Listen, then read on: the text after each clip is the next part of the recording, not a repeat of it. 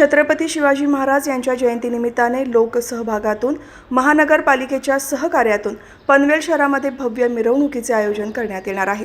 त्या पार्श्वभूमीवर पनवेल शहरामधील मिरवणुकीच्या नियोजनाची बैठक आयुक्त मंगेश चितळे यांच्या सूचनेनुसार सोमवारी आद्य क्रांतीवीर वासुदेव बळवंत फडके नाट्यगृहामध्ये घेण्यात आली। यावर्षी महापालिकेच्या माध्यमातून लोकसहभागातून छत्रपती शिवाजी महाराज जयंतीनिमित्ताने भव्य दिव्य मिरवणूक काढण्यात येणार आहे। याचे नियोजन आजच्या बैठकीत करण्यात आले। या निमित्ताने लेझिम पथक, चित्ररथ, ढोल पथक, चित्रकला स्पर्धा, निबंध स्पर्धा होणार आहे। या मिरवणुकीमध्ये विविध शाळांनी, संस्थांनी सहभागी होण्याचे आवाहन महापालिकेने केले असून आपल्या सहभागाची पूर्ण नोंदणी महापालिकेकडे करणे गरजेचे असल्याचे उपायुक्त कैलास गावडे यांनी सांगितले।